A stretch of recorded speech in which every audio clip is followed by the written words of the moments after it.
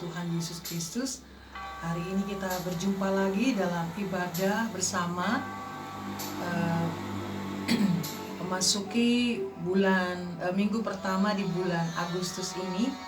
Saya mengucapkan salam damai sejahtera buat kita semua. Apa kabar Bapak Ibu? Semua sehat ya, itu harapan saya. Dan puji Tuhan, seperti yang Bapak Ibu lihat, kami juga diberi kekuatan sampai hari ini. Saya percaya itu karena anugerah Tuhan. Dan saat ini sebelum kita akan beribadah, mari kita siapkan hati kita untuk berdoa agar ibadah pada pagi hari ini diberkati oleh Tuhan. Mari kita tundukkan kepala, kita berdoa. Bapa Sorgawi, kami mengucap syukur dan terima kasih kalau saat ini Tuhan beri kesempatan walau lewat udara. Kami rindu bersekutu dengan-Mu Tuhan. Roh Kudus yang manis terangi hati kami. Ampuni segala dosa dan kesalahan kami. Dan kami juga mengucap syukur buat pemeliharaan Tuhan, pembelaan Tuhan, penyertaan Tuhan dan penghiburan, sehingga kami boleh ada sampai hari ini. Segala kemuliaan, segala pujian, segala hormat hanya bagi Tuhan, Raja di atas segala raja. Terima kasih Tuhan. Kami akan beribadah, Tuhan pimpin dari awal sampai akhir. Jamah kami semua, terangi hati kami untuk kami bisa mengerti, mendengar akan firman-Mu. Di dalam nama Yesus, haleluya, amin. Bapak Ibu yang dikasihi Tuhan, pagi ini saya akan sharingkan tentang bagaimana supaya kita memiliki cara pandang yang benar tentang Tuhan. Kenapa ini penting sekali? Ya, maaf karena memang di sini nggak seperti biasanya ya, agak sedikit berbeda. Jadi saya berusaha untuk menyelesaikan menyampaikan firman Tuhan ini dengan baik.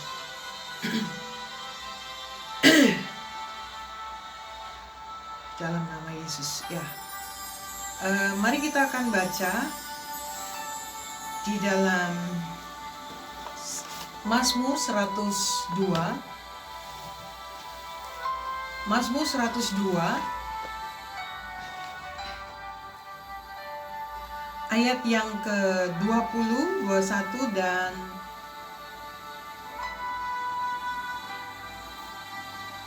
ya, Mazmur 102 ayat 19 sampai ayat 21. Mazmur 102 ayat 19 sampai 21 ya. Saya akan bacakan buat saudara. Sebab Ia telah memandang dari ketinggiannya yang kudus, Tuhan memandang dari sorga ke bumi, untuk mendengar keluhan orang tahanan, untuk membebaskan orang-orang yang ditentukan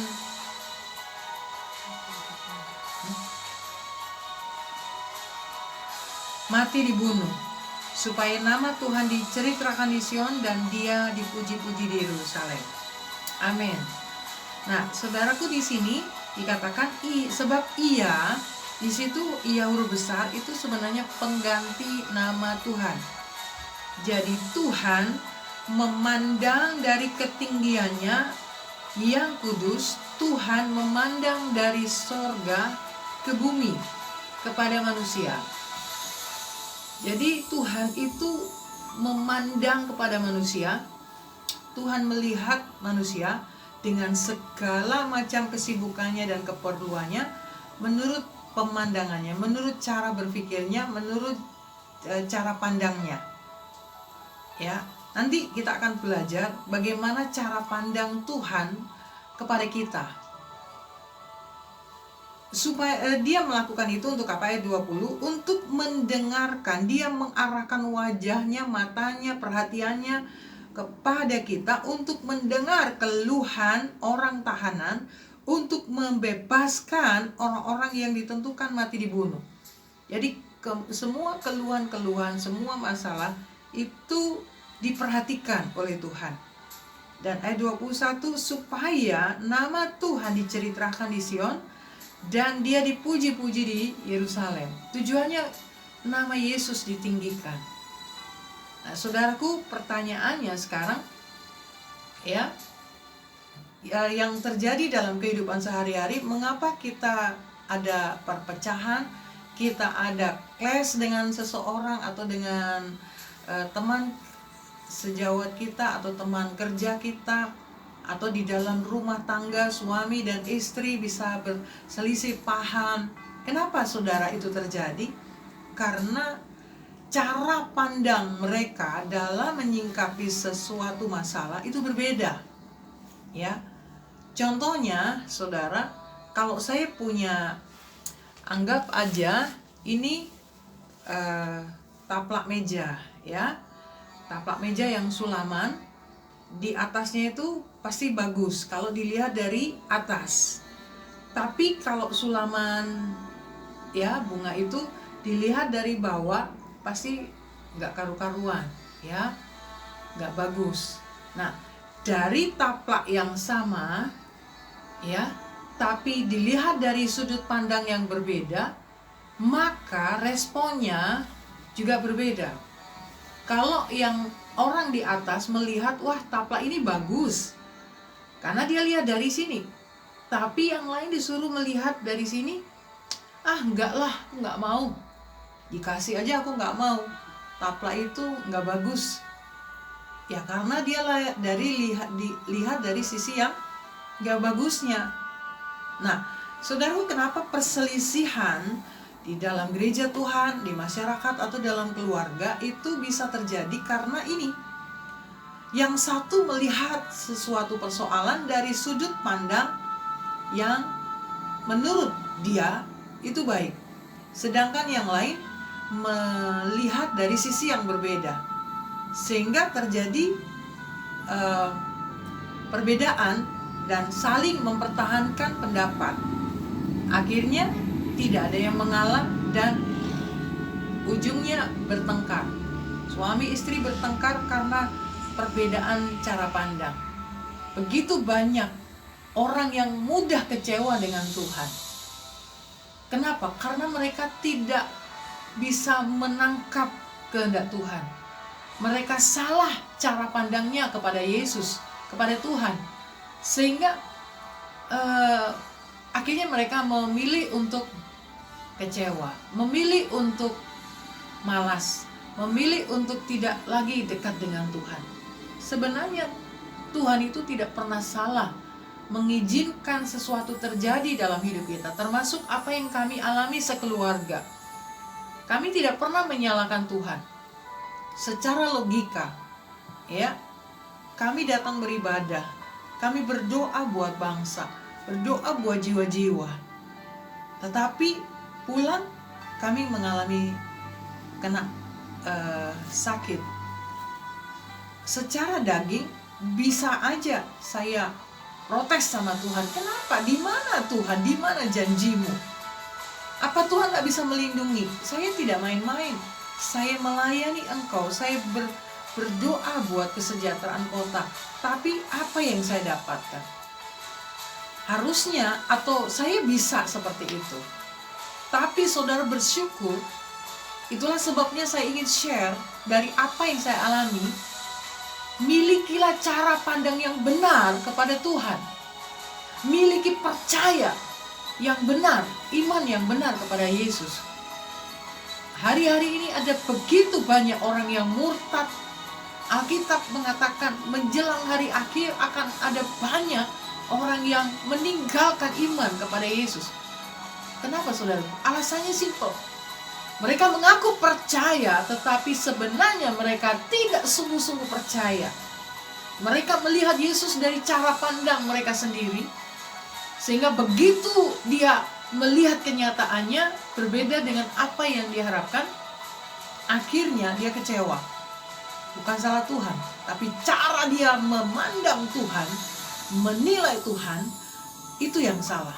Oleh karena itu saudaraku, izinkan saya akan menyingkapkan ini kepada saudara, supaya saudara bercermin dan menintrospeksi apakah saya seperti itu atau tidak. Kalau saudara setelah mendengar firman Tuhan ini nanti, kita bisa memperbaiki kalau memang cara pandang kita tentang Tuhan itu masih salah. Ya, puji Tuhan. Cara pandang kita kepada Tuhan itu sangat besar pengaruhnya. Iman kita kepada Tuhan itu sangat besar pengaruhnya. Kalau tidak benar, kalau tidak sungguh-sungguh, maka itu akan dampaknya juga akan luar biasa. Kalau seandainya saya tidak merespon atau saya respon tidak baik pada begitu saya dapat berita bahwa kami di dalam tubuh kami ini ada virus yang sangat berbahaya yang bisa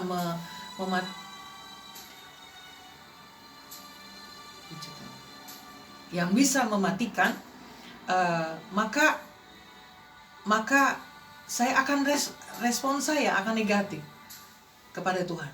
Tapi karena saya mengikut Tuhan, saya tidak hanya cari yang enak aja dari Dia, ya, saya tunggu gitu. Saya menunggu.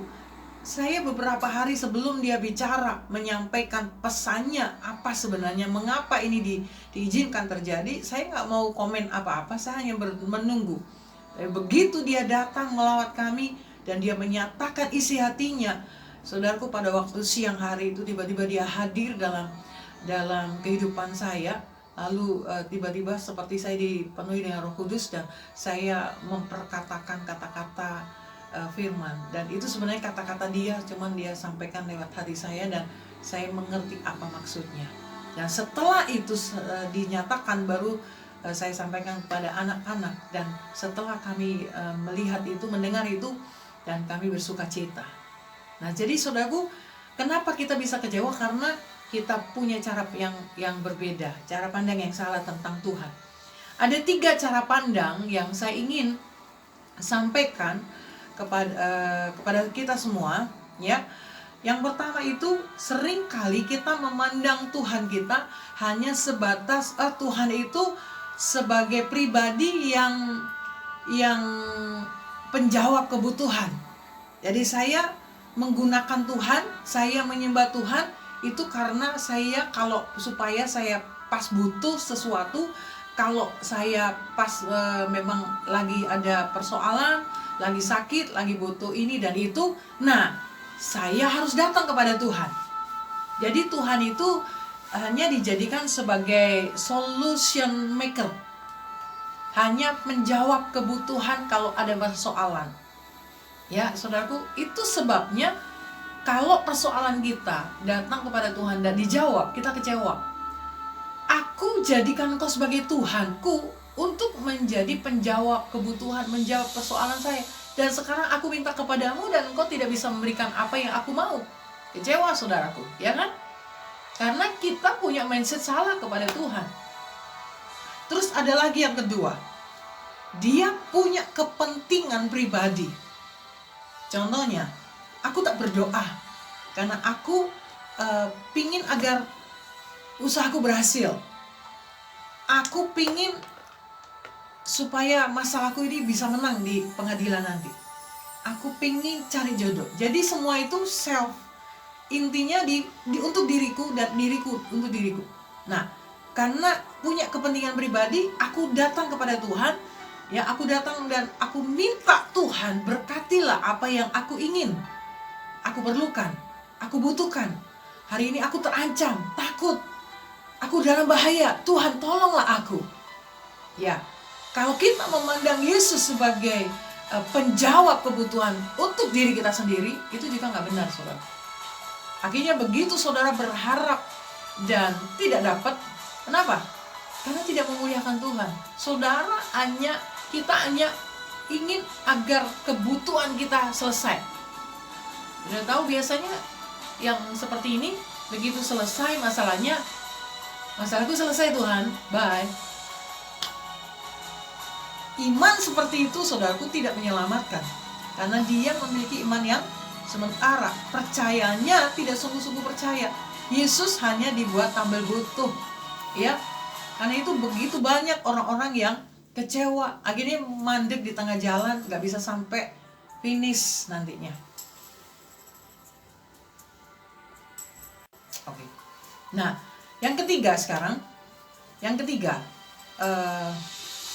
mungkin kita kepingin, aku kepingin janji-janji Tuhan di Alkitab itu biar terjadi dalam hidupku, ya. Kalau supaya aku diberkati, supaya panjang umur, supaya next level, supaya bisa mengalami mujizat Tuhan, supaya begini-begini, akhirnya dia datang kepada Tuhan, ya, agar semua janji Tuhan di dalam Alkitab itu bisa terjadi dalam hidup kita. Maka kita datang kepada Tuhan, kita menyembah Tuhan, kita berdoa kepada Tuhan, ya. Karena melihat orang lain itu diberkati, dia menyembah Tuhan, ya sudah, aku tak menyembah Tuhan juga supaya aku diberkati dia, supaya aku diberkati sama seperti temanku. Jadi cara pandang, jadi menjadikan Tuhan sebagai untuk memuaskan hasrat kita saja. Menyembah, tapi motivasinya, cara pandang kepada Tuhan itu salah. Supaya pingin diberkati seperti orang lain diberkati, supaya aku nyembah dia, aku datang kepada Tuhan supaya aku ngalami mujizat, ya. Saudaraku, seperti saya pingin ngalami mujizat, nggak salah kan? Bisa saja. Tapi kalau saya mengandalkan itu, saya pasti kecewa satu saat. Nah, terus bagaimana yang benar, saudaraku? Ya, hal-hal seperti itu yang saya sampaikan itu tidak benar, saudara. Kenapa? Karena ujungnya bukan untuk Tuhan, tapi ujungnya untuk diri kita. Begitu pas kita butuh, baru kita butuh Tuhan. Padahal iman itu bukan seperti itu. Percaya, orang percaya yang sungguh-sungguh percaya, tidak, saya bilang orang Kristen tidak semua menjadi orang percaya. Tapi ya, ada orang Kristen yang tidak percaya. Tapi ada orang yang Kristen sungguh-sungguh percaya. Nah, Tuhan sedang mendidik kita supaya kita menjadi orang Kristen, pengikutnya, dan yang sungguh-sungguh percaya kepada Tuhan. Mari saya ajak belajar tentang pribadi Yesus. Kita belajar tentang pribadi Yesus, bagaimana dia punya cara pandang yang benar, ya, sehingga kesaksian Yesus nanti akan bisa kita contoh.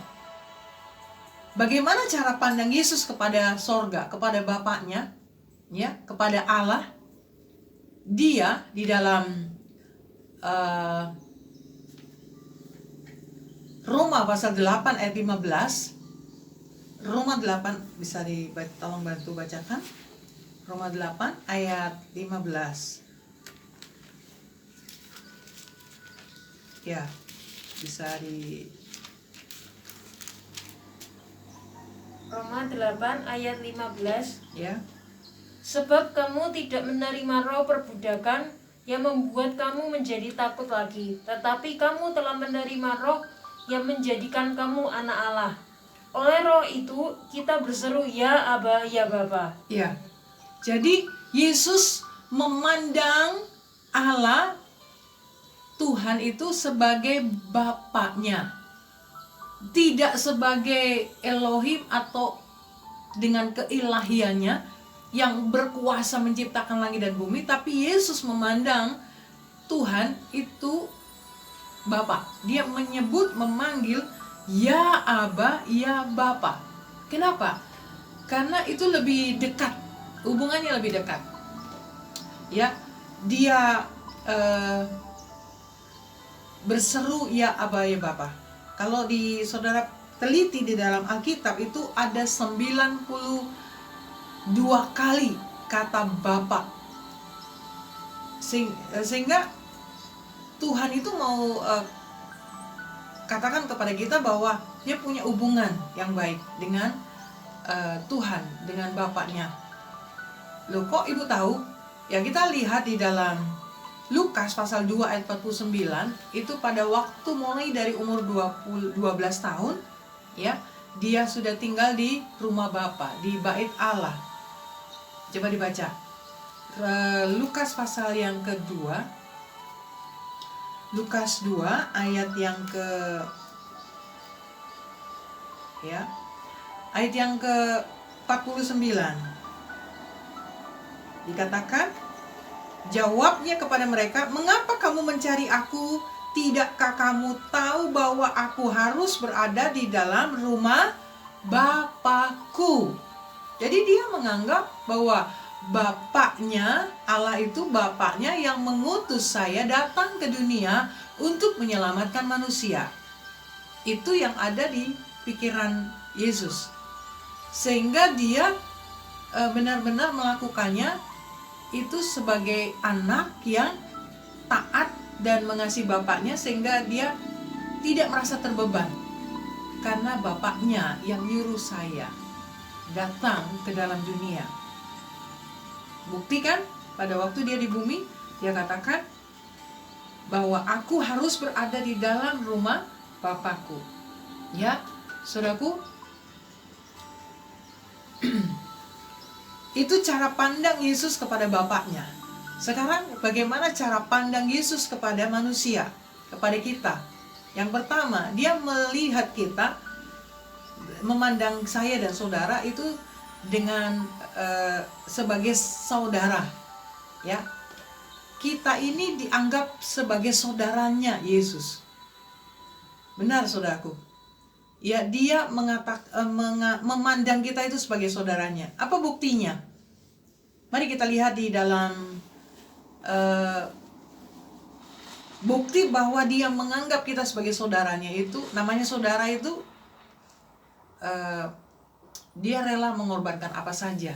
Ya, kalau ada saudaranya yang menderita, saudara pasti akan membantu dia, menopang dia, mendoakan dia, karena kita saudara. Barusan sebelum saya khotbah, keluarga saya video call, ibu saya, adik saya, ya, adik-adik saya semua, kakak saya semua video call. Kenapa? Saudara.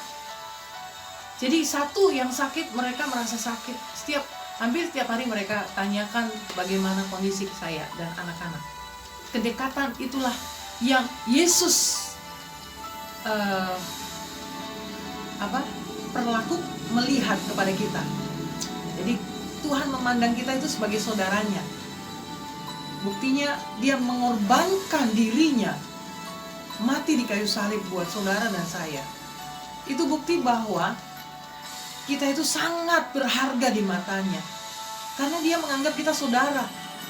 Apa saja, ya, namanya saudara itu, kalau ada saudara dengar sakit, waduh, gelisah. Saya merasakan saudara juga gelisah. Saudara merasa sedih, saudara merasa prihatin dengan keadaan kami.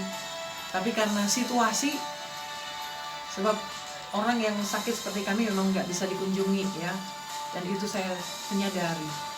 Tapi sebagai saudara, yaitu tadi, dia rela mengorbankan dirinya untuk kita. Bukan hanya pengorbanannya, tapi pembelaannya, ya. Nanti saudara bisa baca tentang pengorbanan Yesus itu dalam Markus 12 ayat 33, nanti dibaca di rumah. Markus 12 ayat 33 tentang pengorbanannya. Lalu tentang pembelaannya, ya, tentang pembelaannya. Saudara, dia membela, ya, bagaimana pembelaannya itu dinyatakan sampai dia sungguh-sungguh menyerahkan semua yang dia punya untuk kita. Dalam Roma 8 ayat 34, Roma 8 ayat 34, ya.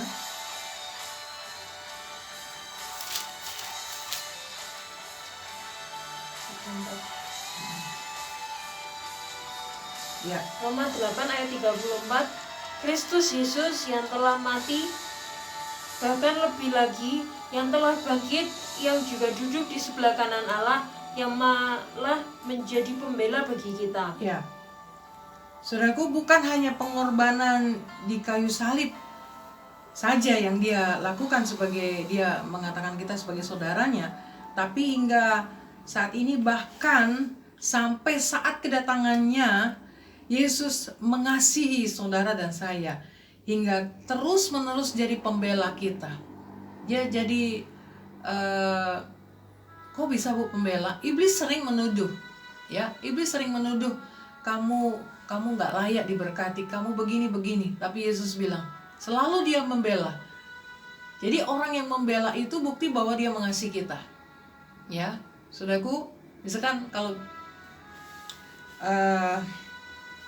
dikatakan juga Rasul Paulus begitu luar biasa. Bahkan Rasul Paulus katakan hingga begitu luar biasa besar kasih Tuhan. Di dalam Wahyu pasal 3 ayat 5, barang siapa menang, ia akan dikenakan pakaian putih yang demikian.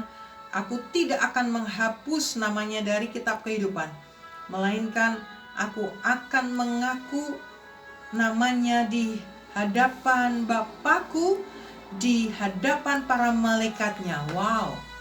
Dikatakan apa?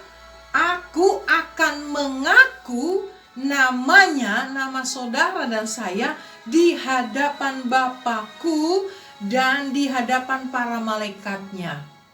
Saudara, ini adalah pembelaan. Aku tidak akan menghapus nama kita, ya, nama saudara dan saya dari kitab kehidupan. Itu pembelaan loh, saudara. Jadi pembelaan Tuhan kepada kita itu betul-betul real, nyata. Pada waktu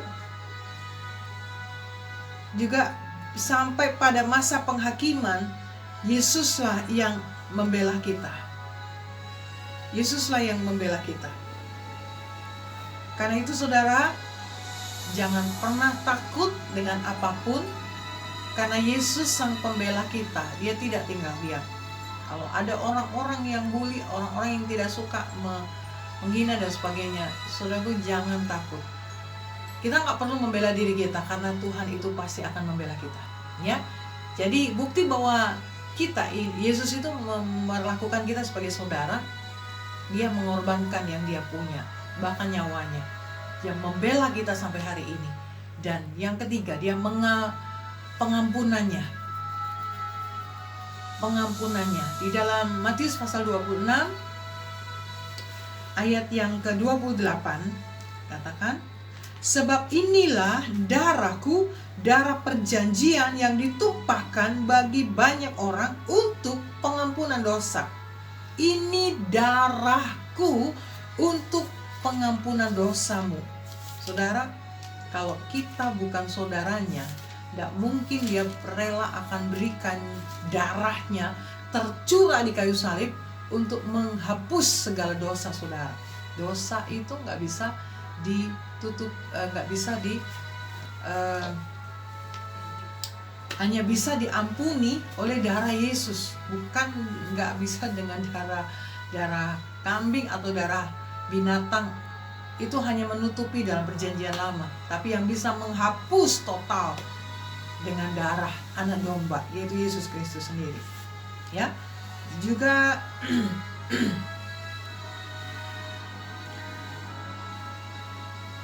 ya, sudah mati ini. Masih, ya. Oke.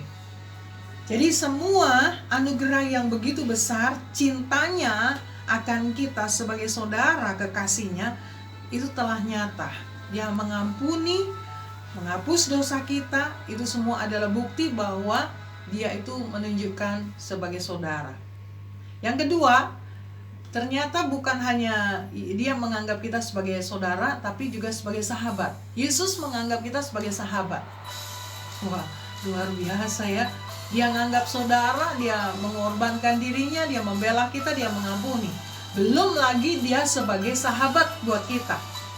Karena itu saudaraku, saya sering kali juga menganggap Yesus sebagai sahabat. Jadi saya nggak ngomong kepada Yesus, tapi ngomong kepada seperti sebagai sahabat. Nah, sebagai sahabat, Yesus itu juga menunjukkan dari mana kita tahu dia itu sangat mengasihi kita sebagai sahabatnya. Saya akan tunjukkan dari attitude-nya, dari sikapnya. Sikap Yesus yang bagaimana? Dia sangat kuat dalam pengurapan ilahi. Perkataannya mengandung kuasa, tegurannya, nasihatnya, pengajarannya, kesemuanya sangat penuh urapan dan kuasa. Bukan saja karismanya yang luar biasa, tapi sepanjang perjalanan hidupnya penuh dengan pelayanan. Coba bayangkan saudara. Coba bayangkan, dia lahir aja udah di kandang. Manusia nggak ada yang lahir di kandang, ya. Jadi sikapnya, kerendahan hatinya itu yang menunjukkan bahwa dia itu sebagai sahabat kita. Lihat contoh pada waktu sikap Yesus saat Yudas mengkhianati dirinya, ya. Maka dia bertanya, "Siapakah yang kamu cari?" Kata mereka, "Yesus dari Nazaret." Lalu kata Yesus, "Telah kukatakan kepadamu, akulah dia. Jika aku yang kamu cari, biarkanlah mereka ini pergi."